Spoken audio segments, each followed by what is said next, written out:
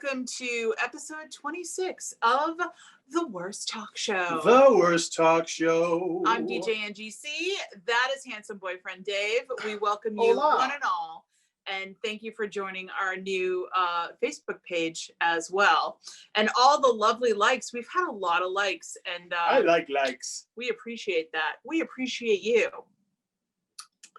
We have a lot of stuff to get to. And we have another super surprise guest coming up at 8 o'clock. This guest is somebody who we love dearly. Big fan of the show, has been with us pretty much since episode 1. And we love to talk to him about food. So that could be a couple different people, but we're very excited to have him as guest number 2 on the show. Very, very excited. Holly Cantor is here. This is The Worst Talk Show. Eva! What's up, Holly? I love that Holly thinks she knows who it is, and yeah. I think she doesn't. By the way, Holly, what took you so long?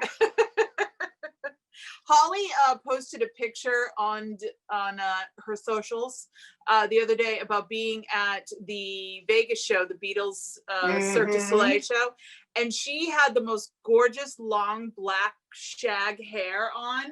And Holly, I got to tell you, I'm going to need to see that hair on you again. It's going to have to happen. Just gorgeous. Also, I never saw that show, but I hear great things. Listen, Cirque du Soleil doesn't put out junk. No, they don't. Every Cirque du Soleil show I've ever seen, your jaws on the floor. Yeah. I would like to see one. Like, yes, the Beatles are great. Not my favorite. I know you can send hate mail to the website. But like a Jane's Addiction Cirque du Soleil, right? A Cirque du Soleil based on the Jane's Addiction covers from the first 2 albums. That would be amazing.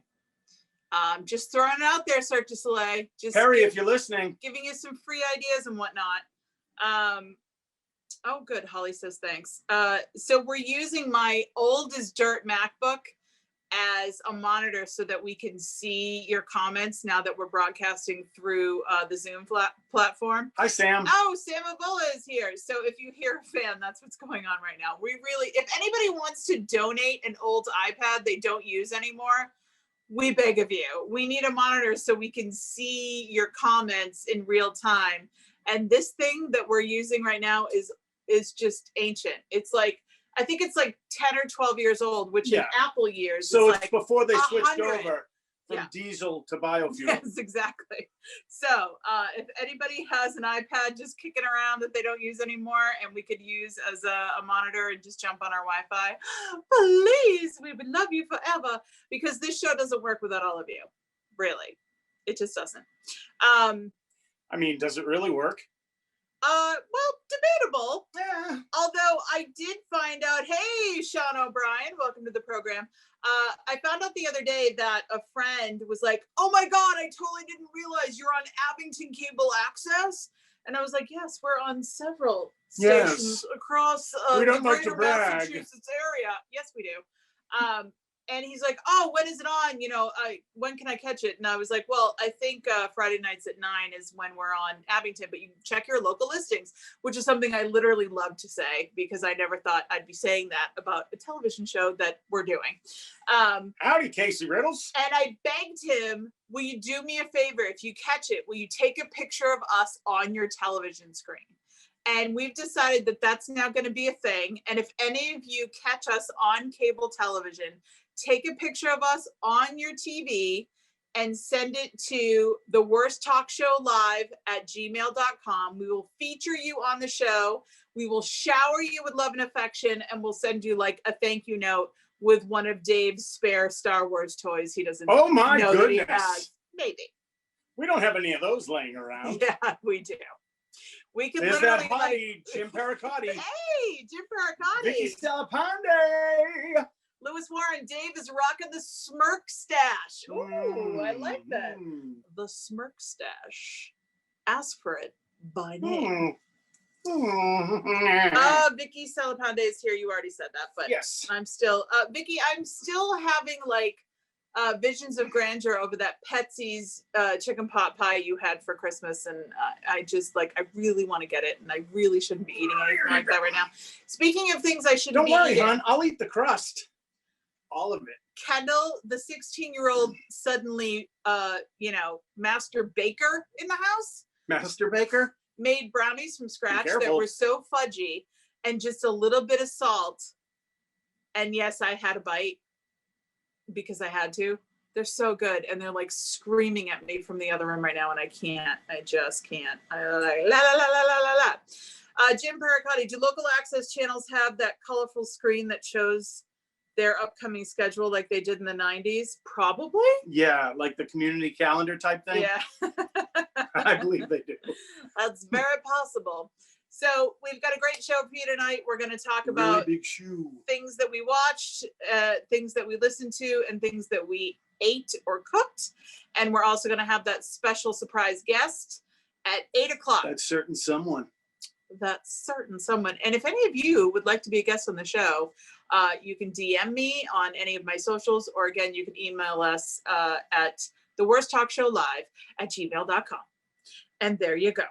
All right. So first up, we started watching The Watch. Yes, The Watch. I broke down and got AMC Plus again. We did it for a month so we could watch Gangs of London, and then I got rid of it because it's expensive, and we don't always get enough money on the Venmo tip jar to underwrite some of our streaming services to review these things for you. But I had heard and read things about The Watch, which is yet another supernatural, not quite Doctor Who level, obviously, but from the UK. No, not supernatural. It's like extra dimensional. Okay. Yeah. Other dimensional, Yes. maybe. Yeah. Parallel dimension. Kind of ridiculous. Very ridiculous. Really great production quality. I would venture to say that production quality is superior to Doctor Who. It kind of is. Yeah. I mean, it's very well done. The first episode we were kind of like, all right, we'll keep watching, but I think by episode 2, Yeah. they had us. Yeah. You can't. The captain is like, he's You like know a what I rubber said? face. He's like, he reminds me of a punk rock version of Robin Williams playing Popeye. Do you remember that horrible movie Popeye? He's kind of like that, and he chews up every scene he's in. Oh, his face. But we highly recommend it if you want to go on another little nerd journey. You can check out The Watch. I believe the thing with AMC Plus is they also handle BBC America and the Sundance Channel. So I'm not sure if it's just exclusive to AMC Plus or if you can get it if you happen to have the BBC America or Sundance. But we will post the link. Lots of other stuff that we, Jim says yes, and it's also available on their websites too. Okay. I don't know if that's to us or not, so I'm going to leave it. I think, well, let's look at the thread, for crying out loud. What are we, not technological? I can't look at the thread. We're not technological, folks. So what else have we been watching? The Fran Lebowitz thing was really funny. Pretend It's a City. Oh my God. Martin Scorsese. So Martin Scorsese has done a docuseries on Fran Lebowitz, who is an American treasure. She's a writer and a satirist, and she's been around since God was a boy. And it's funny when they show old clips of her on Letterman, back when Letterman looked good and she looked good. Our 20-year-old Cameron was like, wow, oh, that's her. And I wouldn't say necessarily that Fran Lebowitz was a babe. No. But when you watch her now and then you look at the old clips, you're like, oh, yeah, yeah, sure. It's like she reminds me of like Woody Allen now with like, Lord Valiant's haircut or Prince Valiant's haircut. You know what I mean? So it's very New York. Yeah. She's very New York. She's sort of our version of Dorothy Parker. It's as close as we're gonna get. She's hilarious. I can understand if you hate Fran Lebowitz, you're not gonna like this docuseries, obviously, because it's all her, really. But it's a lot about New York. She's very funny. There's a point where Spike Lee is interviewing her, and Fran hates sports, and he can't get over how much Fran hates sports. He keeps trying to, compare Michael Jordan to like Charlie Parker or some jazz musician or whatever. And he's like, don't you think they're both artists? And she's like, no, one plays a sports ball game, like no.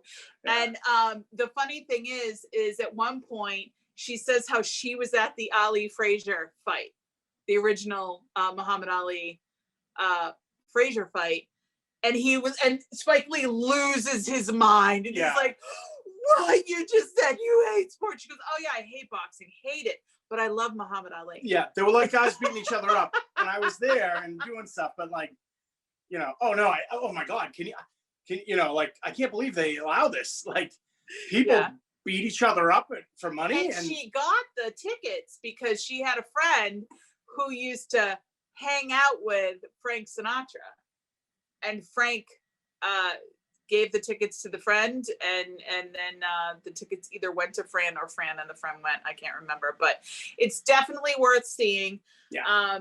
And she gets to walk on the map, the little miniaturized version. Well, it's not little, it takes up a whole like warehouse, but it's the little miniature buildings to scale. Manhattan.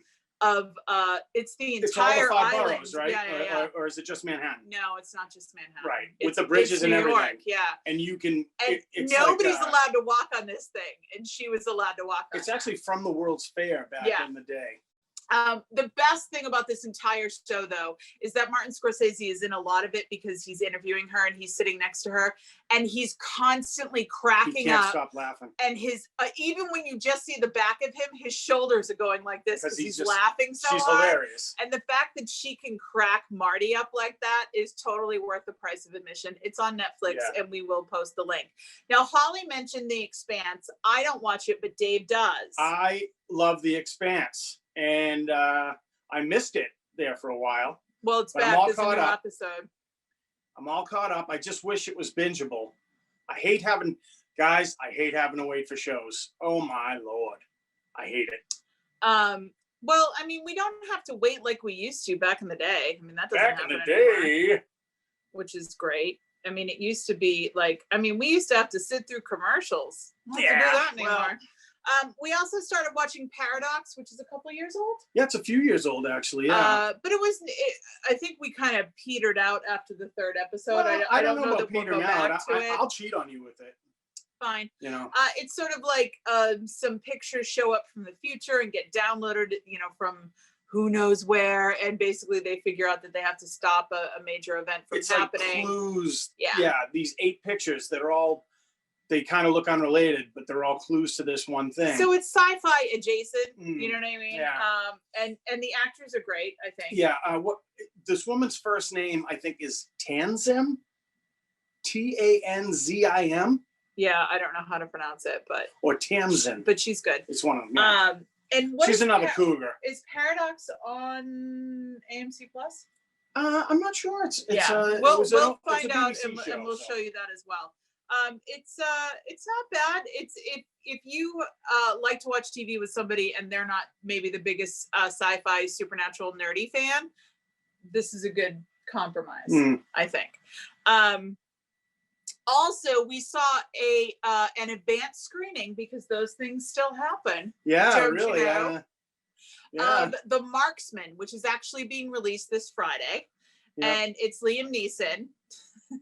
In another role, not quite the dude from Taken. But we did get to see it early, and we wanted to let you guys know about it. And it's not that great. Yeah, it's just okay. It's just okay. It was very, let's put it this way. There were plot devices that were just glaring, and you were like, no. If you were you know me. Dave likes to yell, like he would never use that gun, or he would be like, that gun doesn't do that, or like he gets too real sometimes, like that's not how that works. I'm like, honey, it's a plot device, just let it go.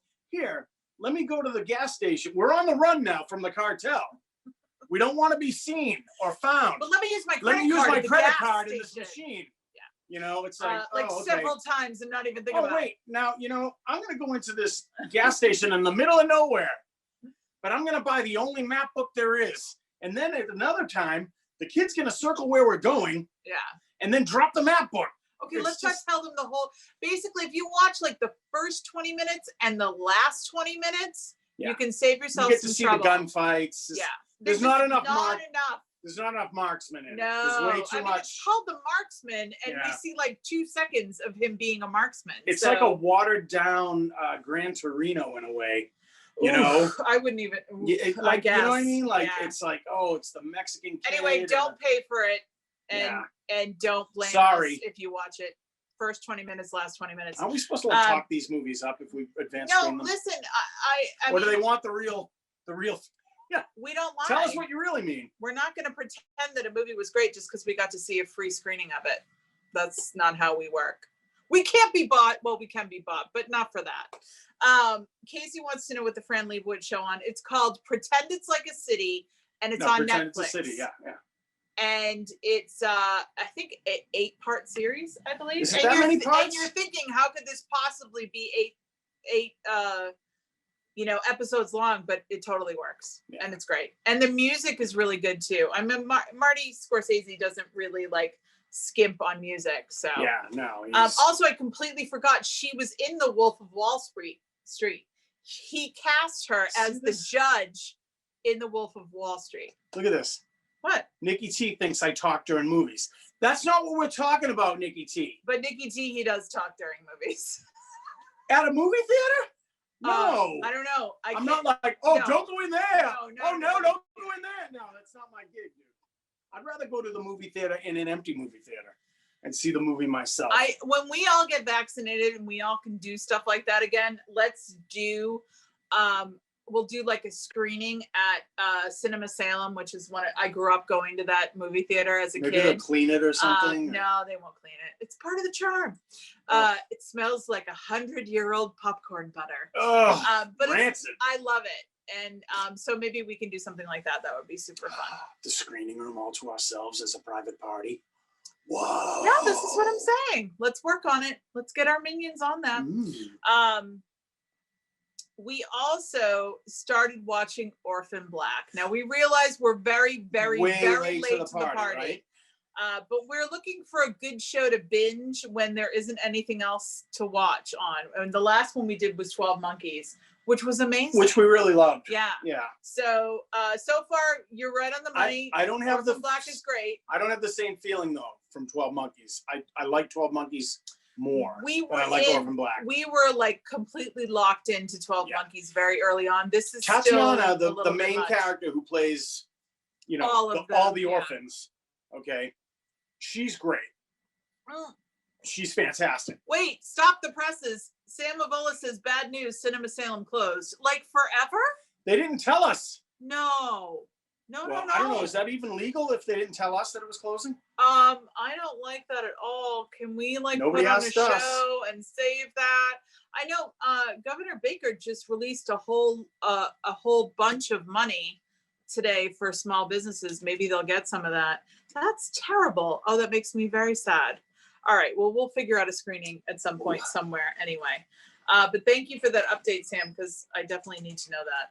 Oh, that's so sad. Like, I'm devastated. I saw Ferris Bueller's Day Off in that. Like, I saw Stand By Me in that theater. Our second date was in that theater. Yes, it was. And somebody, the screen was a little too low. The placement of the movie on the screen, you could see the boom mic in the fireside scenes and Stand By Me, and it was so difficult. I was like, boom, in shot. Like it completely took you out of watching the movie because you could see the microphone. And I was like, I can't believe this is in it. I can't believe we're seeing this. It's not something you would normally see because it would be really high up. But yeah, I mean, we have a lot of amazing memories there.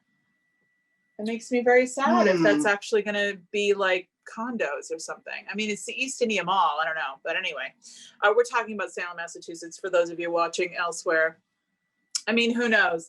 People could be watching from all over the place. We do have several regular viewers from the West Coast, so it is possible. And occasionally we get some from Ireland, so you never know. Yeah, we're international.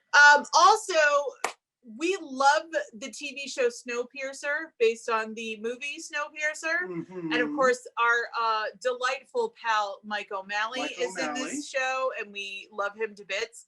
Season 2, we just found out, coming out January 25th, right around the corner. But if you haven't seen it yet, it is now on HBO Max, the first whole season. So you can binge it? Yeah, if you've got HBO Max, binge it now. And then I believe it's TNT. There's a little actress in it. What's her name? She hasn't been in a lot of stuff. Oh, I don't know. Jennifer Connelly. Jennifer Connelly's in it, You dude. would drop me like a hot potato if Jennifer Connelly walked in the room. What was your name again?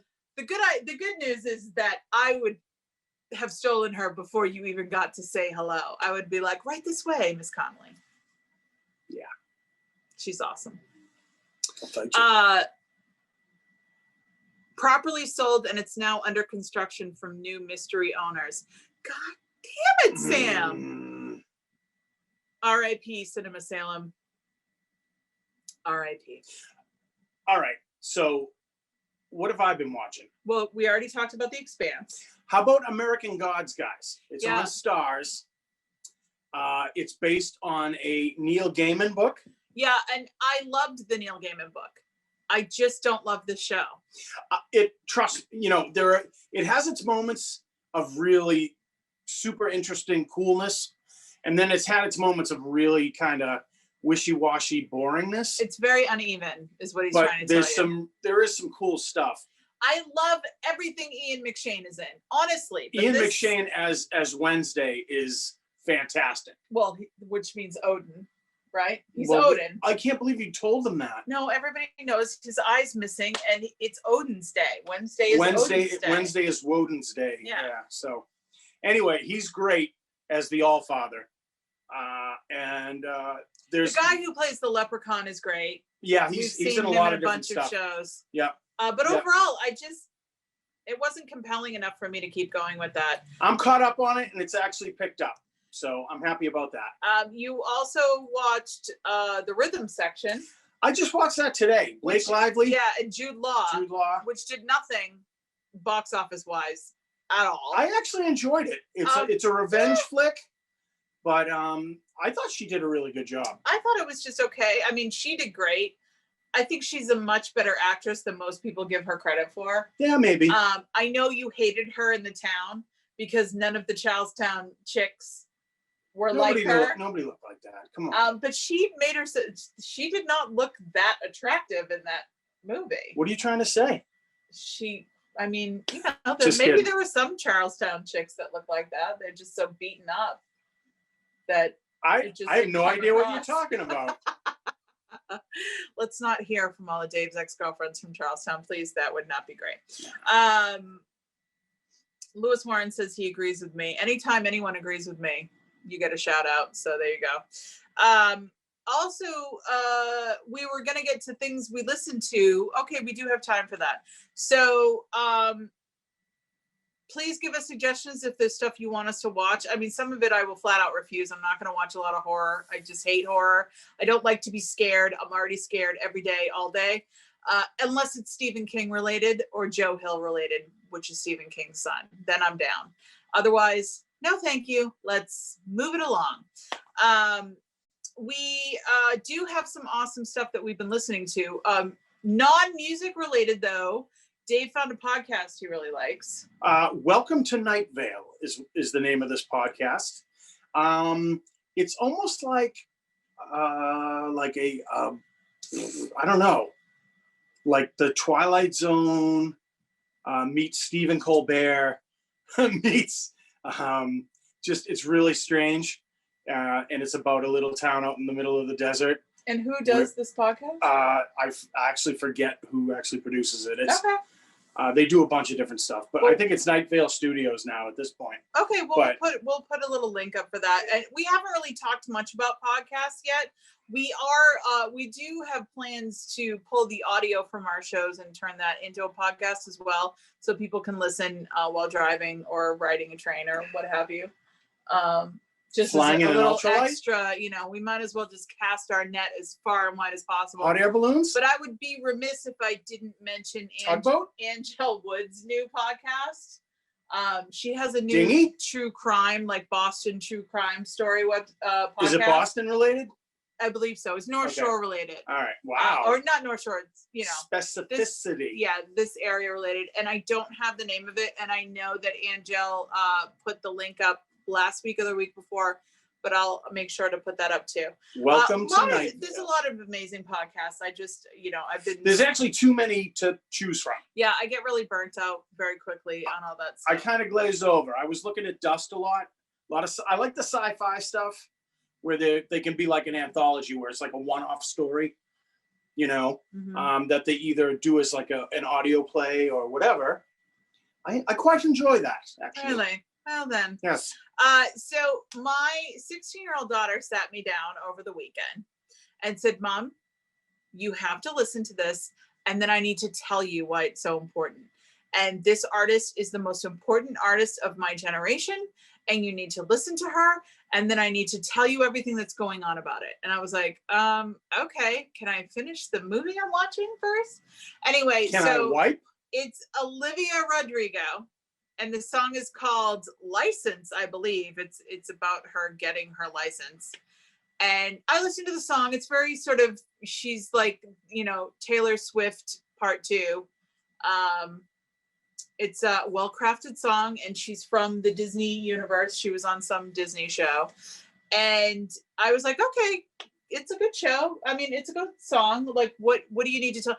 Well, the song is about her getting her license and driving by her ex's house. And the ex is the one that she was in this TV show. And then this other girl was in the TV show too. No way. And then he cheated on her with the other girl. And then this happened and this. And I'm like, yeah, this is a tale as old as time. People write songs about their exes who are also famous. And then we all get to figure out who's who. What was really cute is that Kendall's trying to explain to you how this works. No, you don't understand. They were both famous, and they're on these different shows, and then they met each other, and like it was amazing. She was like, no, but he taught her how to drive. But then by the time she got her license, they were broken up, and he was cheating on her. She wrote a song about him, and then by that time, he was already together with some other girl from another show. Like we've never heard about celebrity stuff. Do you know what the first example that popped into my head was? This is how I'm 100 years old. I'm like, well, Carly Simon wrote a song called You're So Vain. And everybody thought it was about James Taylor, but really it was supposed to be about Mick Jagger. Actually, we don't really know who. And as it's all coming out of my mouth, I'm like, oh my God, you are 1,000 years old. Yeah. Shut up. Right. Anyway, that song is huge. Olivia Rodrigo is huge, and I'll post. Did we just have that on our show? Hey, you guys can edit that out. It's okay. Casey Riddle's his response to that is, I have a song about making a salad, and it's important. It's all organic, and you don't understand. They're heirloom tomatoes. I'm trying so hard as a parent to not be that jerk parent that patted you on the head when you were little. But it's so hard. It's fine. It's just high school. Nobody cares. But in the moment, they care. And in the moment, it's important. And you need to validate that. And if you don't, you're not a good parent because do you not remember when adults made fun of you for being worried about things? It sucked. It wasn't fair. It wasn't nice. And so I do constantly have to remind myself that, what she's saying to me has value and I need to respect that. I just enjoy, I embrace my jerkiness is what I do. Well, that's fine. Moving on. Because I don't want to listen to another Kendrick Lamar song. Oh, well. They're not songs. Let's not even go there. He's a lyricist oh my God. extraordinaire. But they're not songs. We occasionally get held hostage in the car by the kids. This beat is the best beat ever. And it's the same beat I've heard since Paul's Boutique or License to Ill. Or before that. I mean, I don't want to get super in my day, but seriously. We had to make beats from scratch. Most hip hop the kids play for us in the car these days are 3 different songs, Frankensteined together, that have no don't come back and swing back to the original. And there's some auto tuning involved on the voice. And it's just spoken word. It's just spoken word. There's no melody. Chorus. There's no melody. There's but. These kids nowadays. I know, we're brothers with the music. They call it music. I say, bah, it's not music. Aha. Juliana Hatfield has been doing these great little specials live from Q Division, where she's doing performing a whole album, and she's doing Bed, the album Bed, which I remember when she originally released this record. She did a show at the old Fort Apache. I don't know if any of you guys were there. And there was a bed on stage, and she sat on the bed and she played the tunes. Like we were having a sleepover? It was great. So all these years later, she's doing it live via Q Division. It's free and open to the public. I will post the link.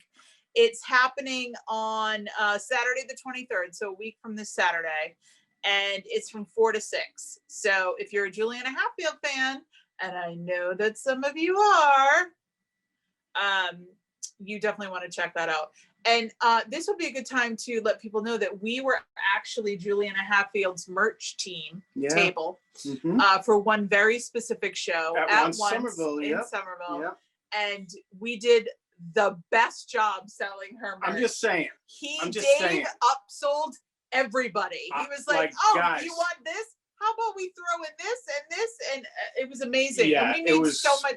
Like she was like she impressed. cleaned up at the merch table, like crazy. And she was. It doesn't hurt to have like a good attitude, to smile at people and like interact a little bit, and not be like, you'd be like, hey, is this an album? Yeah.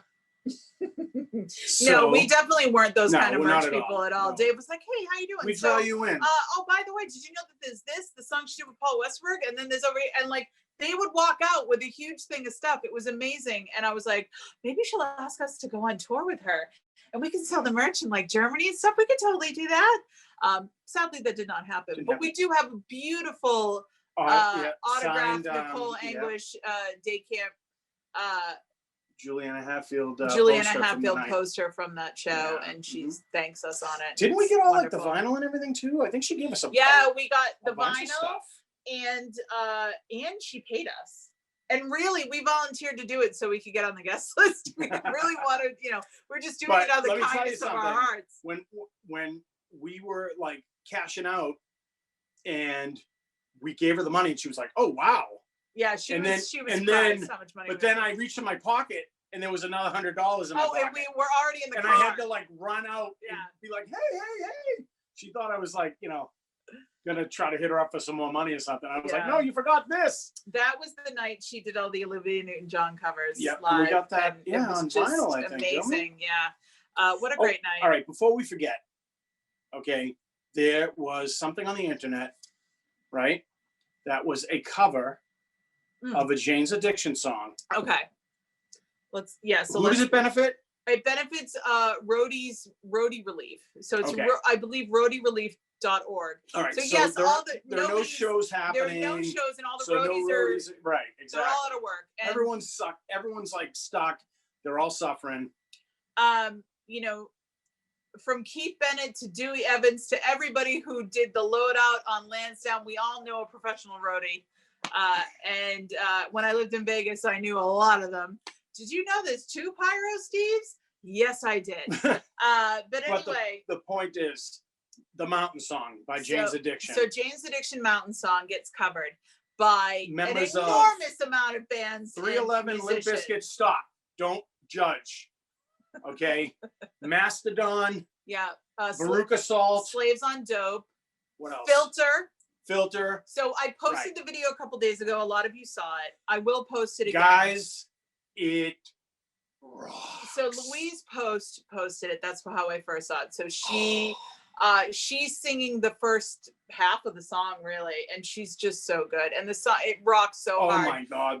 Wes Borland, who's the only legitimate musician that we love from Limp Bizkit. I mean, they did have DJ Lethal, didn't they, for a while? But whatever. Wes Borland is dressed up like a fat drunken cowboy. He doesn't look like that in real life at all. And then Keith said it was like he was trying to be a member of Pantera that has passed away or something. I couldn't figure it out. He looked like Dimebag so much because he had the hat on. Yeah. So it was more like Vinny, but anyway. Yeah, I think he actually said he looked like Vinny. Yeah. But he does a great job. The guys in Mastodon, everybody does a great job. And It's out so of nowhere heavy. comes Richard Patrick from Filter. It's so heavy. And his hair is completely silver now. Mm. And is singing, you know, Perry Farrell's lyrics, just, you know, if not as good. I mean, Louise just killed it. All right. I wouldn't say he's better than Louise at all. No, it's not great, a chance. though. Like, but it's he's well done. right in the pocket. So go and watch it. You can buy the song on Bandcamp for like $1 or $5, whatever. The proceeds go to Roadie's Relief, and you can go directly to roadiesrelief.org, and I will post those links as well. Is Dave like the high fidelity guys? No, I'm much more friendly to the public when it comes to. Do you have I just called to say I love you? Are you kidding me? Nobody would like that. Get out of here. Oh, is she in a coma? Holly says I bought her CD at once so I could meet her. Oh my God, Holly, that's hilarious. Well, I think I you remember that. might Oh be yeah, that. yeah, yeah. I don't know. Also, Riddle says the Charlestown and Dave comes through trying to pocket $100. Not true. Maybe a little true. No. Jim Pericotti, Richard Patrick has been spending his post-filter years bleaching his teeth. Can you blame him? He's a good-looking dude. Guys, it's so heavy though. We haven't talked about just how awesome the song Oh is. my God, we went so over. well It's done. 8:05. We need our special surprise guest to log on to the Zoom. I'm so sorry. We got so hung up on Jane's addiction that we forgot about our super special surprise guest. So please, if you will, join the Zoom as soon as humanly possible. And executive producer Kevin Tachi will let you in so we can officially. Oh, I see a screen. I see a screen. And make sure you unmute yourself Yes, come in. and put Yes, your can you video hear us? on. Attention. I'm not hearing anything yet. Attention. When is he on screen? Let's get this together.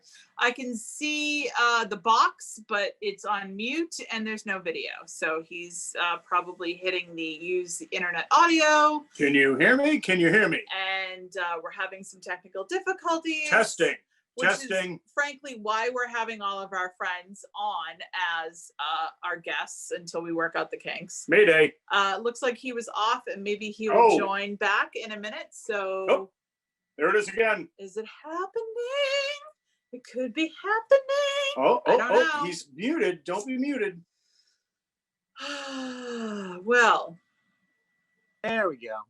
Ah! We don't have video, but we can hear you. We have audio. That's the whole thing. Like I said that.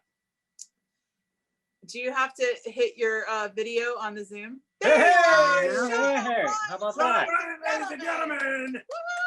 Oh, with extra COVID hair. Welcome to the worst talk show.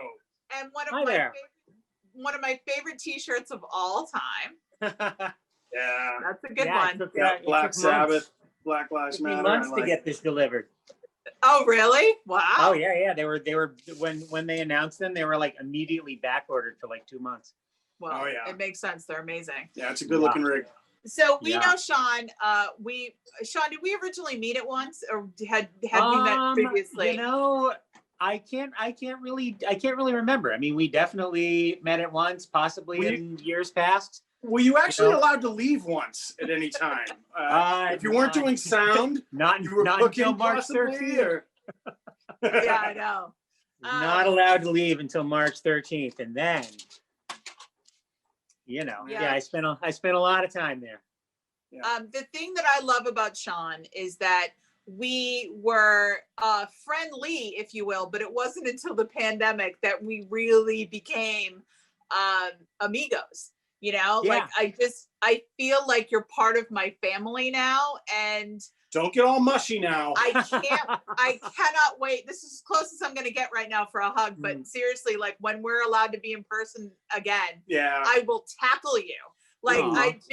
I adore you, and you have been such a huge supporter of the Yes, show that's and of true. us. Thank you and very just much. So appreciative, and you're just a lovely human being. And I'm Oh, just thank I'm you so much. So God, I excited appreciate that you're that so here. much. He's a bit of all right.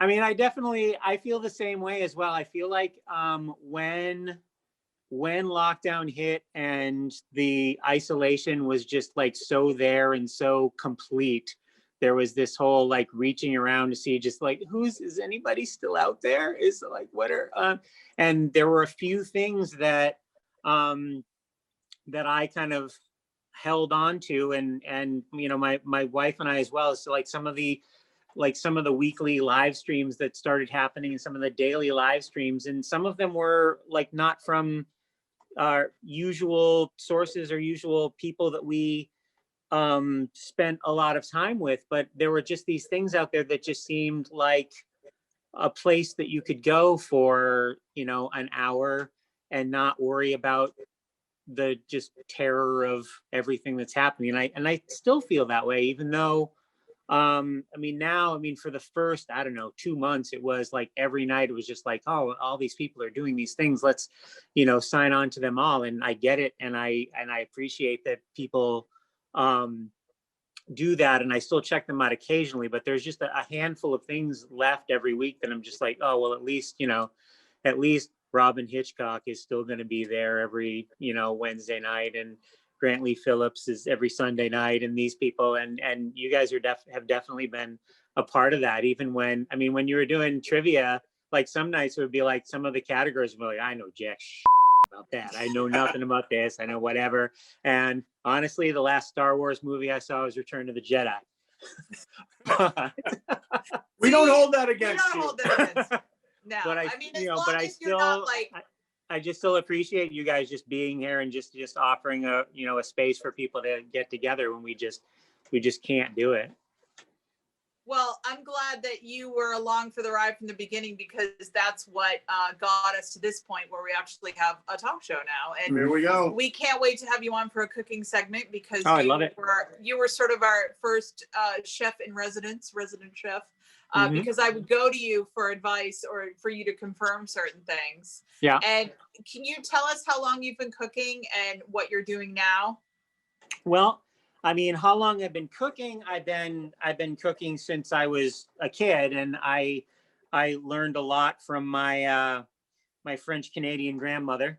I always took cooking very, very seriously, and it wasn't until about, I want to say about 10 or 12 years ago that I had the thought in my head that I could or would do it professionally.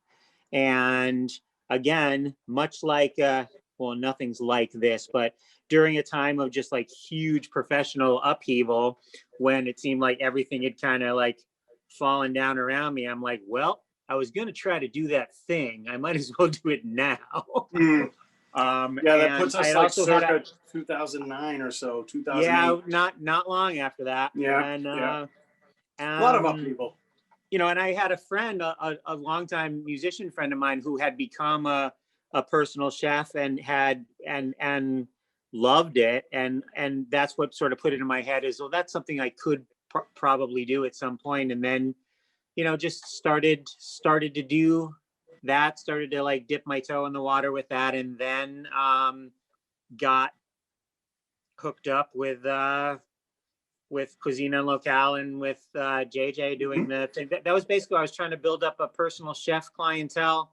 I still had a lot of time to fill, and I was aware of her and the things that she was doing. This is long before the venue. And I just contacted her to see if she had any, needed any help or had any work. And she was like, oh my God, I was just desperately looking for somebody to do this food delivery program she was doing. So I stepped in there one day a week, and then it just kind of snowballed and got completely out of control. I mean, you were doing sound for the club, you were cooking for the club. I mean, now, did you play in bands? I don't know much about your previous history in the music biz, because I wasn't living here. I've been in bands for a long time, since the late 80s. I was in 2 bands in the 90s. The band I was in with my wife Linda was called Curious Ritual. Oh, okay.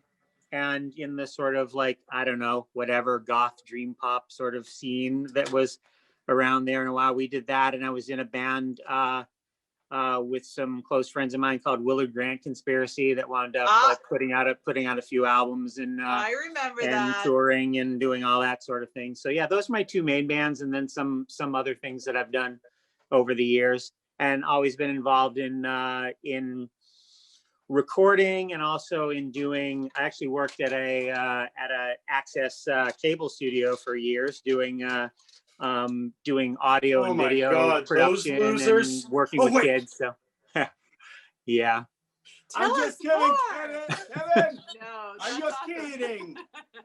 I love you. Well, one thing I love about you is that you're able to reinvent yourself, and I think that's really important. I think you know, the only thing constant is change, and if we can make it our you know, and just move along and pivot. Yeah, you have to be flexible. You know? Yeah.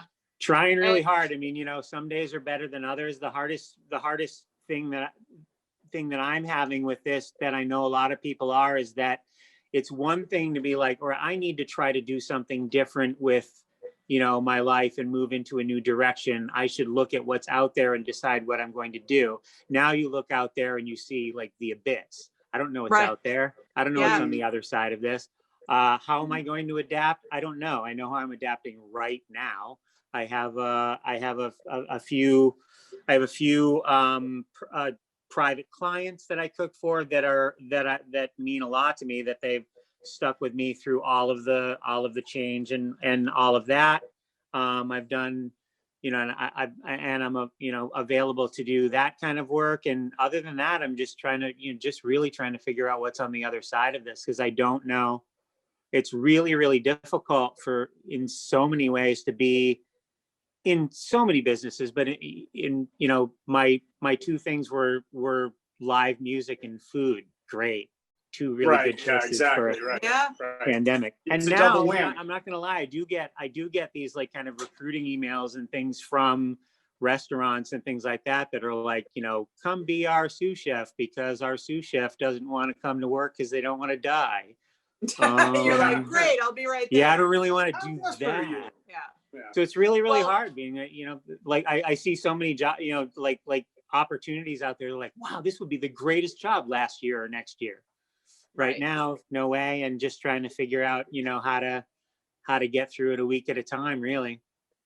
Well, we'll definitely post all your information on the links tomorrow when I do all that, but let people know how they can get in touch with you if they are looking for a personal chef. Because let's face it, not everybody can cook. Not everybody wants to cook. Not everybody even wants to touch raw chicken or whatever it is. Fran Lebowitz is 70-something years old. She still doesn't know how to cook. Yeah, that's right. So that's one of the nuggets I plucked from that show. Yeah, I mean, people. I have a woefully outdated personal chef Facebook page, and I have my own personal Facebook page. But you can get in touch with me through that, and I can put up a link to do that. I love to I love to cook for people. I love to figure out all of our ways through pandemic land, and we'll see what's on the other side. So we do have two questions for you. The first one comes from Casey Riddles. Mm-hmm. He wants to know what band was the biggest pain in the arse sound-wise, or what was the easiest band, or whichever one you want to feel like answering, if you didn't want to put anybody on blast. I mean, there's pain in the ass in terms of it was very, very challenging technically or whatever. I mean, there's a lot of different ones like that. I always loved a challenge with that. I mean, the Boston Typewriter Orchestra was not a breeze to do sound for. Bless your heart, Jeff Freeze. We miss you terribly. But oh my goodness. And there was a band, I don't remember their name gladly, probably. It was one of the nights we were doing one of those like Balkan horn band fest type things. Oh, right. And which ordinarily a lot of those bands are fine to work with. They either need everything or nothing. They're either like, we're just going to walk in from the lobby and start playing. And they're like, okay.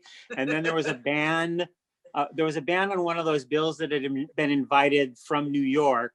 They showed up late, and there were like 15 of them, and they all needed they showed up 10 minutes before they went on, never showed up to any sort of sound check, and all 15 of them needed a separate like DI line. And I'm just like, Oh my. and you, so that, there was that. And then as far as people that were easy, I mean, almost everybody that I've worked with for one reason or other, I mean, there's a handful of exceptions, were either, easy, or at least, you can work with them. I mean, there's a couple of very, very memorable experiences that I have. And, one of them was a night that we had when Robin Hitchcock played the ballroom, and it was his birthday. And to give himself a birthday present, he wanted to invite the legendary Al Cooper, who lives right down the street from Once, Wow. to come and play a set of Dylan songs with him. They had rehearsed, and so Chris Porter called me and was just like, "Oh, can I give Robin needs to talk to you about setting up something. Can I give him your phone number?" I'm like, yeah, sure. And so I was doing sound for just some band upstairs on a Monday night. And my phone rings. I'm like, I think I need to take this. It's Robin Hitchcock.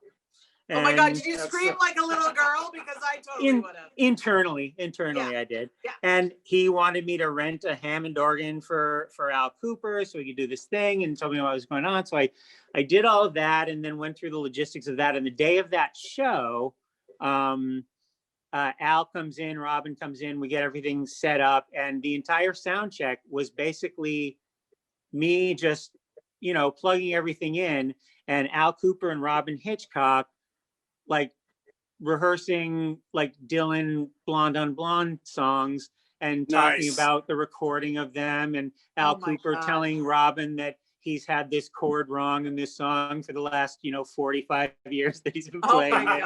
And just like and I just sat there. It was literally the two of them and me in the room, because it was a particularly early sound check, and like that was the whole thing. Those are some of those nights that you were just like, that's pretty awesome. Well, this is great. Yeah, we like to call those. There's been a lot of things like that. We call those lobble moments. It was something that you were living your best life. Yeah, Josh Pickering and I came up with it. #lobble, LOBL, living your best life. Or living our best life. There's a great big handful of those, and some less fun ones, but none that those great experiences get in the way of in any way, honestly. Yeah. That's awesome. Well, thank you so much for being our second guest ever. And we can't wait to have you back for. Thanks for having me. We'll definitely have you back for a foodie segment. Those stories were amazing. And we just love you so much, Sean. And we're going to, make sure we'll get the links up. And, I'll get the links up. Yes, the technical person will. Nice. Yeah, go ahead and just send me a direct message or an email, and we'll make sure that everybody has the proper links. Sean O'Brien, ladies and gentlemen. Guys. Thank you, Sean. Thanks for having me. Yay! That went pretty well. Yes, it did. I just it was just so tough, like pulling the words out of them. Not at all. It was like, okay, I did not get a chance to ask don't be afraid, him. Sean. I tried Come something. talk to me. I tried something new last night, food wise. We've been pretty taco crazy in this house. I have taco on the brain. He just can't stop. And so last night, Taco Tuesday, I decided, well, I'm not going to have tortillas. I did do the high protein wrap as a little, taco bowls last week, and it was okay, but it really, there is something, they do leave something to be desired. So I realized that people are using spaghetti squash. Now, spaghetti squash is the only squash I eat. I hate squash generally, but spaghetti squash to me is as close to al dente pasta as I'm going to get on a low carb diet. So you roast one, and then you would put like meat sauce and cheese or whatever. But I decided to, translate that into Taco Tuesday. Making it a taco bowl. So I got just a really small, like this is how big it was, spaghetti squash. Yeah. And some people asked how I made it. So you slice that puppy in half, and then you just scoop out the seeds like you would a pumpkin. You can do it with just a sharp spoon. I mean, not that our spoon's sharp, you know what I mean? You can just scrape it right out. And then salt and pepper, a little extra virgin olive oil or butter if you want. And I put it in a glass dish, and I always turn them upside down so the shell is facing the outside. Right. And you roast, I would say, I think I did 375 last night because we didn't have a lot of time, but you can do 350. Yeah, just a little bit of oil, yeah, right? and when you take the, when you go to check on it and you use your tongs, and you can kind of squeeze when shell, it's malleable. Is that what you'd say? Yeah, or whatever? it's softer. When it's yeah, soft you can on tell the when it's outside, soft, yeah. you know it's done. You pull it out, and I pulled it out. I put the taco meat in, and the fixins, if you will, and then I ate it and just pulled the spaghetti squash up as I ate, and it was effing delightful. And I would highly recommend it to you guys. So, yeah, Sean says he saw it and it looked good. Right. And Casey says a sharp spoon. That's a shiv. Yes, that's true. If you have a shiv, that's from her around, time at Charles Street. Yeah, my time at Rikers. Sean says he does marinara with it all the time. So there you go, perfect. And you don't even need a plate. You can just put it right in your hand and eat it. Of course, it's very hot out of the oven. Don't do that, guys. It is very hot out of the oven. Angie kind of has a thing for grabbing hot things out of the oven. Oh my God. Without a glove. She's kind of, I think she has a little kink. Oh, but, no, I do not have a kink about burning myself. Trust me, it's not a pleasant experience. But yeah, so if you guys are looking for like fun, spaghetti squash, who knew? Yeah, change it up, guys. It's really, I didn't go near the thing because there just weren't enough tacos. Like, he's found all these new taco sauces he loves. He's crazy. Habanero, chipotle. You're getting taco crazy, kid. Green, verde, rojo. Okay. All these different sauces, guacamole. Yeah. Oh man. And very excited. And white tortilla, corn tortillas. But the small ones, yeah. I can heat 2 of them up in a pan, and I'm like a short order cook at that thing. Listen, guys, it's getting time for us to go. Indeed it is. Listen, if we get off now, I'm going to make sure that I cook. I'll keep Angie away from the oven so she won't burn herself. Oh, are you getting hungry? Is that what's happening? Not me. Show's over, folks. Dave's hungry. So we want to thank our special guest this week, Sean O'Brien. Sean O'Brien, you did a great job. We love you. Thank you very much. I want to hear more stories about the typewriter orchestra, though.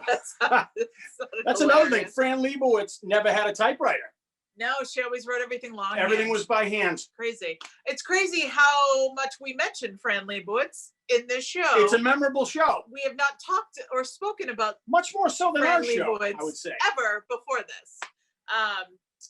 So thank you to Sean, and I will post all the links tomorrow on the Worst Talk Show homepage, which is what you're watching us on right now. And that will stay there forever. So you'll always have the episode links. You'll just have to scroll through. And I'll try to put them like in a separate category or whatever. They will also show up on the cable access television version. They post the links at the end for you, so you can at least like freeze frame and look them up on your phone or tablet. So thank you to Sean. If anybody wants to be our special guest next week, we haven't chosen one or asked. So please hit us up at the Worst Talk Show Live at gmail.com. Where is the love? I see the love. It's right there. Where is the love? Where is the love? Where is the love? Oh, you can also show love. Where don't forget. Love? Underwriting the you show. Said was mine, oh mine, till the end of time. Venmo tip jar. Was it just a line? At TJNGC. Where is the love? Where is the love? Bye, everybody. Bye. Love you. Ciao.